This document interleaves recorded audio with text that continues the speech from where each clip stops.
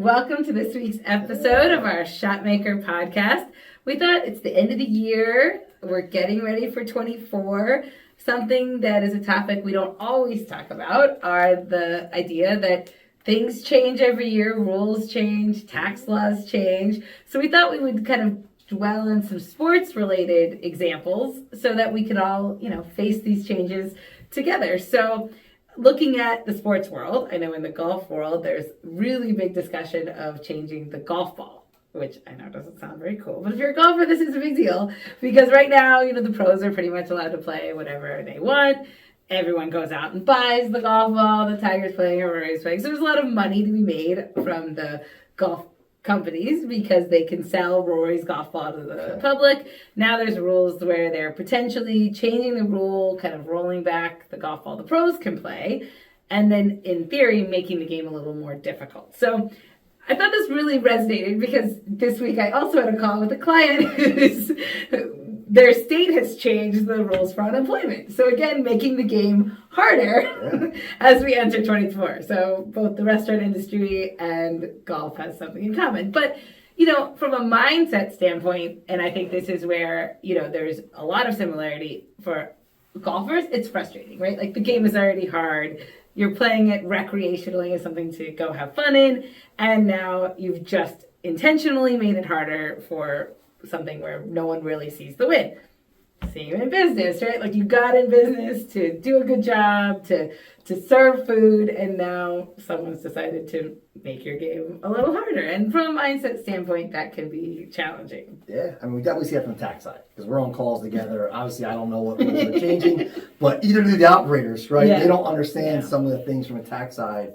What has changed, this year, what's going to change. But from a tax side, you're always helping them to see things that maybe you found out by working with another client, working with somebody else, and it really can be a huge advantage for them to know the rules so they can plan accordingly.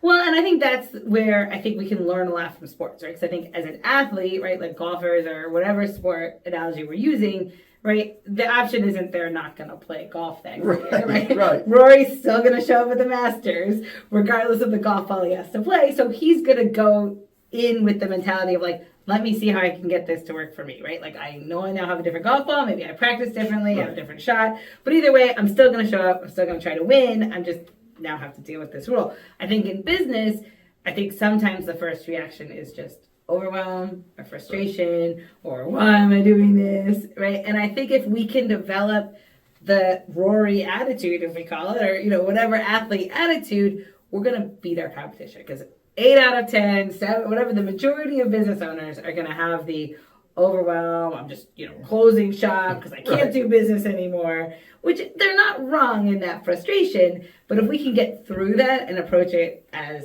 the athlete of like, I'm going to show up and win, I just have to find a different way to do it, we're going to win. Yes, exactly. Whether it's minimum wage going up, it's all these things that if you know what's happening, you can start preparing. Are you keeping your staff on the minimum wage? Are they already getting paid best in class? Well, if they are, the minimum wage isn't probably going to affect you. If they're not, now would be a good time to start thinking about that. All right, let me not wait till it goes in effect, or let me not wait and make these changes now so you're able to put your best foot forward.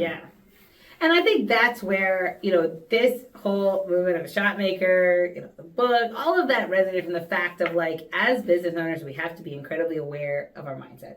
I think as an athlete, even at a very young age, like, wow, like I'm just thinking poorly and that's why I'm underperforming, right?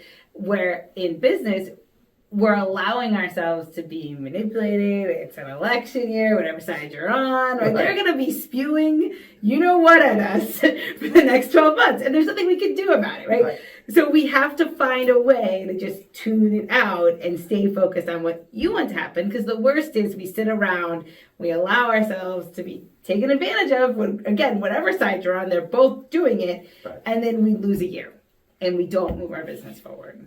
Yeah, because it's going to be, we're recession, we this or that, or not recession, it's booming. Like, it's whatever one you believe. Right. It's somewhat wrong. Like, hey, you have your business that you're trying to grow or trying to be profitable, and it shouldn't really matter all those outside factors. They might have some effect on it. Yeah. They might have some effect on your decision making in it, but it shouldn't drive every day. Oh, it's going to be a bad day because of this. Yes. What are you doing to improve? What are you doing to grow? What are you doing to just think a little bit differently, whether it's recession or not? It doesn't matter. Right. The best companies are always trying to move forward in the best economic times Or the worst. and the worst. Yeah. It doesn't. Well, and that's where I think dwelling on sports, that's the huge aha moment, right? Because if you're, like your brother, college basketball, college football, professional golf, right? You're going to show up and my competition are the other people here. So if you take Rory shows up to a golf tournament, he's competing against the other 140 golfers there. It doesn't matter if it's a blizzard or it's a rainstorm or a hurricane, right? He just has to beat out those 140. And this is where I think, especially in hospitality, drawing on the data, because if you look at your guest count, you look at your check average, your competition are whoever else your guest may choose, right? So it may be 5 other restaurants in your local area. It may be the chain versus this other independent. You may be the other burger, whatever it is. If you're bringing in 1,000 guests a week, you're really just trying to get 5 more or 10 more against your competition. So whatever's happening in the world really doesn't matter because you're trying to be the best in your location. Yeah.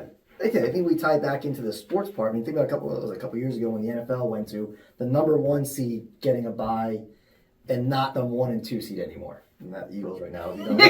So, but that you still try to win every game until at some point you say, well, now maybe 2 years ago when you could be the 2 seed, you could put take your foot off the brakes a little bit. But again, now that you just know that that's not the option, you have to be the 1 seed. You have to fight to be that 1 seed, and then you can take your foot off the gas. With the restaurant, you just got to know what the goal is, and go whatever it takes to get to that goal, and not let all the outside or let your competition sway you from that. And I think it's the same mindset of that is now instead of playing for the top 2 spots, you've got to play for the top 1 spot. Yeah. And that's just what it is. And that's where I think as we get to December, I think we first just need to, do your own research. Like, what are the rules that are changing? Like, let's learn about it. Because like you said, a lot of people, it's something in minimum wage, it's something in overtime, maybe it's overtime reporting, maybe it's allowing on tip pool, right? There's all these things. Right. So I think the first thing is we can't avoid it. We just need to read about it, figure it out. What is the rule? Does it apply to me? There's reporting side on the, just to who owns your business. That's coming out next year. There's some depreciation stuff. So there's tax updates coming. But the first thing is we just got to figure out what they are. Then, like you're saying, okay, now this means I probably have to work a little harder. That's okay. Right. Because not everybody is. And that's why I think the other analysis or comparison to 2020 is not everybody is going to be dialed in on finding a path forward, right? You're going to have the element of people who are overwhelmed and they just can't get there. So there is business to be had if you're paying attention, which is where once we know the rules, we just have to build that plan. And I think building a weekly target of, okay, if my minimum wage goes up, then my labor goes up by this dollar amount. Like not just but really, what does that mean to me? Like you said, most times, especially in minimum wage, a lot of your employees are already paid above that. So it sounds scarier than it is. So if you're reading an article and they say, it's going to cost businesses an average of $10,000, they have no idea what they're talking about. Correct. Exactly.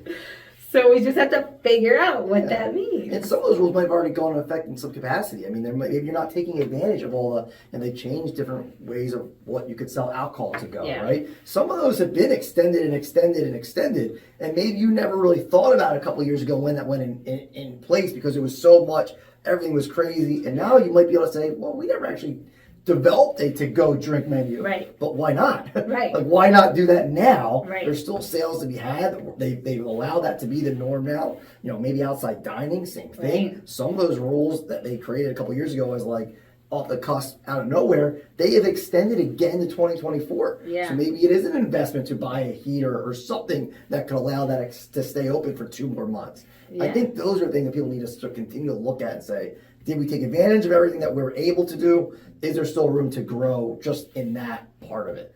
Yes, and that's where I think, the mentality of you're going to find a way, right? If you need X amount of sales or you need X amount of sales because your labor is going to go up by $1,000, then we just need to find those sales and set that game plan and move us forward. But I think what we find so much on the mental side is once we dig in, it's not that scary, right? Like you said, a lot of times you've already been doing a lot of this. Yeah, and again, like I said, whether it's minimum wage or whether it's anything like that, or whether it's just down in sales, whatever it might be, once you get into that forecast or budget or whatever we would recommend using, and then play with some numbers, usually you can offset it somewhere. Yes. And that's where we push a lot with the improvement in food costs, because it looks like that might be where we need to go after in 2024. It seems like overall it's kind of stabilized a little bit. We know labor's not going to stabilize. We know labor's going to keep going. So, if we can find 2 points in cost of sales, we can bring those 2 points to labor. Yeah. And I think as long as you're thinking ahead. Well, exactly. And even in the labor, just, being open to new ways of doing it. Right. I think, it may be that your labor changes a little bit, that your GM does something a little different than what they're doing now, or assistant does something a little different than what they're doing now. Not overworking them, but just finding a way to get everything to work. But I think as we get into this month, that's where it's so important that we really watch our mindset. Because if we're not in the right mindset, we're never going to get to the strategy part of this. So we really have to make sure we're dialed in. Turn off the news. That's my best advice, is just stop looking at the news, at least the business news, because whatever it is, right? I think, I would love to know '08, and I think, the cycle started with scary, terrible, oh my God, everyone's out. And by the end of it, '08 was actually a really good time for hospitality, because a lot of the brands we know today started in '08, '09, right? As things started to come back, it wasn't the same brands that had been before. It was new brands, new people coming into the industry. Hey, we think it's bad. Imagine being in corporate and getting laid off, right? They're looking at hospitality as the best thing ever. And so you're going to have new people in the industry, you're going to have new ideas. Your next generation still wants to go out to eat. So I really don't see everyone going home and cooking mac and cheese. And just because we have talked to a lot of different clients, a lot of different people in the restaurant industry, and there's some that 2023 wasn't their best year. And maybe it was they were going against a pretty good 2022. Yes. In hindsight, maybe 22 wasn't really that bad in a lot of aspects. Yeah. Maybe parts of it were. So 2023, now you're going against certain spikes in 2022. Yeah. You weren't going to look great. So that doesn't mean 2024 can't be a great year. I think that's where, as we try to look forward a little bit, there's no signs that are pointing that, 2024, hospitality is going to be down, restaurants going to be down. I mean, it's a case. I think there's more competition than there was 3 years ago. Yeah. But it's not an environment where good restaurants can't succeed, but the ones doing it right are going to be the ones that are pushing forward. Well, and I think just like the sports analogy, right, the first thing we have to do is really assess where we are, what are we up against. If we're doing a month-over-month comparison, what changed? If my sales are down this year, is it something where I'm not open as much, that I decided to close an extra day, or I couldn't find anyone to work past 9 o'clock, so now I'm closing at 9. Well, now it feels closed at 8, and so I'm losing some of my dinner rush. So as we get into 24, some of these we probably just need to revisit. Maybe we do want to go back to opening additional hours or finding those sales somewhere, but the answer just can't be that's it. We got to find them somewhere. Right. But there could be a new avenue we're not even thinking about until we're in a good mindset where we really can see the path forward. So just like in golf, they always say, you shouldn't even be putting if you don't really believe you're going to make it, right? That's the fundamental thing in golf is if you're standing over the putt and you don't think it's going to go in,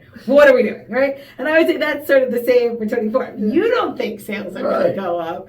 Whether they do or not, we have to believe they are first and set that expectation of they will go up.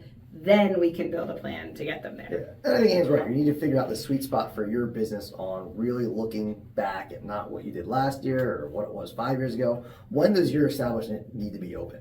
Yeah. And I think we have seen a lot of that condensing hours. At the end of the day, I think it's also mindset from your customers. And now they're well, I don't know. Is that restaurant open? You were closed. I was driving by really you. Sure, so I'm not going to go there. It looks dark. It looks dead. And that, I think, could hurt future sales. So I think sometimes you just need to bite the bullet of, hey, we're going to be open when we should be, even though we know we might take some days that are not as great as Could be every time we can grow back into it. Maybe do certain specials that are trying to build back on Monday night or a Tuesday night that you may not have been open to. But then you know your guests are going to know you're there when they want to come see you, and I think in the long run that will be a positive effect because not everyone's Chick-fil-A. You just close Sunday and make plenty of Monday money the rest of the week. And I think we do see that a lot where I'm like I'm on calls like, well, why you close Sunday? Like that's probably like your second or third busiest day. I know. Is it because staff didn't want to work that day? Managers didn't want to work that day? I don't know, but you're still giving up a really good sales day. And, well, and I think that's a great like tie-in also to the sports analogy because I know especially in golf, like the big thing is scar tissue, right? Like a lot of times you see like Tiger loses to, you know, some young kid in a match play event and it's like, oh my God, how could Tiger lose? Or, you know, well, that was before several car accidents ago. Young Tiger. But, you know, and you're like, how is that possible? He's the best player in the world or whatever it is. Right. And it's because the young kid is just like, I got nothing to lose, right? Like, what does it matter to me? Where Tiger has all this expectation because Tiger can't lose. So if you take that same analogy to 2024, right, I would say your 10-year plus business owner, restaurant owner is like every notice that comes in, they're mad, they're ripping it up, they're like, you know, we can't operate in this state. Whereas your guy who just got laid off from corporate and just invested his entire retirement into a pizza restaurant is like, all right, yeah, no problem. I'm good, right? And he is just laser focused on like, when do I want to be open? When do I want to operate? What do I want to do? But he doesn't have the scar tissue that you guys have. And it's not that the scar tissue isn't valid, right? Because just like sports, it's not like Tiger doesn't have to deal with all the times he fell short or, you know, any athlete expectation, right? You say Tom Brady, like whatever it is, you know, there are things they have to deal with mentally in order to show up and just focus on the game. And I think that's the big aha for all of us is like, how do we approach it? If this was a brand new business, if someone handed you a keys to a 2,000 square foot location on this prime intersection, and hey, you could open a pizza place there, and guess what? You could have customers. Like your mindset would be like, this is amazing. Like I love my business. Where now, how many times we walk in and we're like, what do they want now? What does the state want? What does the city want? You know. So I think some of this is just dealing with the scar tissue, not saying it's wrong, but finding a way to kind of put that away and approach it as if this is a great opportunity. Well, I think in your scenario, you get the new beautiful building, the new location. Your initial thought's not going to be, oh, it's awesome. I can open Wednesday through Saturday. Like, that's not like that person just gave me this. I'm going to just open these 4 days and see what happens. Because I really don't want to be up. Right. I don't really so want to be so I'm never saying that there's not a shift that makes sense for you not to be open. But I think you should start with, let's see how much can we get open? Yeah. You know, maybe it's even your close place for lunch, but can you do delivery, third-party delivery, and to go out of lunch? Yeah. Okay. I mean, that's still paying for the lights and, you know, the rent and some things. Well, I think you're right, especially with the scar tissue, because, like, you know, the guys with them years will say, well, Tuesday's not worth my time. The new guy's like, hey, look at that. I made $500 on a Tuesday. Right. And again, make it your special night. Make it whatever, just to see proof of concept is, okay, so you can get someone in. Maybe it was $5 tacos or $5 burgers that did it. But at least you know there is a group in your area that would come out to you on a Tuesday night. Yeah. And now how do you keep them coming? You know, obviously we want to make sure the margins make sense and all that, but at least see if, all right, or no, I'm literally giving free stuff away and no one's coming out Tuesday night. Yeah. Well, maybe you're right. In your area, maybe the Tuesday nights for whatever reason is just not a great night. But I think there's so many other creative ways we can still try to capitalize on. You're already paying rent. You're already paying for all this stuff. That's where... And I agree. I think too many times, especially in the labor shortage, and again, not saying any of the scar tissue isn't real, but I think too many times it was, well, it's not worth it. Right. And I think we need to really evaluate that because too many times we've seen that top line erode and you really didn't save that much in labor because you still have to pay them. You still have to fill the hours somewhere. And so really what we did is just took money out of our own pocket. Yeah, from the labor standpoint, I mean, again, if you're forecasting correctly or looking at what you're going to do, so your labor that day should be what you're going to sell. I mean, so if 2 people can run it that day, and you don't need 5, then run it with 2. Yeah. And to me, that's where it's like, usually the other side of it is, well, then just have less people in to make it worth it. Yeah. You know, or maybe it's just that your GM has to come in on a Tuesday, and we can't allow the GM to dictate, right? You know, what we're going to do in our business. Because again, if we approach it in hey, we're going to get this to work. We're going to make X amount next year. I think some of those things that we think are holding us back, we may find really aren't necessary. Yeah, and maybe a night like that, you don't even need a salaried manager. Yeah. I don't know. Again, depending on your thing, how much sales you're going to do. I think it's a matter of, try to get open. Yeah. Try to see what sales you can get out. Be creative on how to get it. But that might be the 10, 12, 14% that you've been losing. That's the difference. Is that you're not trying to go from 0 to 100. You're just trying to make up to get back up. Yeah. Comp up sales, right? I mean. Yeah. And that's where I think you are more in control than you think, regardless of where we are economically. And I think, if we can just have the right mindset, we can really drive our business forward and be one of those stories that, wow, look, it was a down year for everybody else, but I stayed the course. Yeah. That's what I think. Just jump on, subscribe to us. Yes. Go on the website, check it out. Yes. Look at the socials, get a quick call with us, because I think, remember, we do see a lot, or all around the country, different perspectives, and I think that's where that quick 30-minute call sometimes could really give you an idea of what could change. And that's where, if you've seen Scott all over the internet, he is awesome. Bottom line, buddy. So join our Margember Challenge, largroup.com. You get a free 30-minute session with one of us, and it could be a great time to build a strategy for 24 that we know will work and will move your business forward.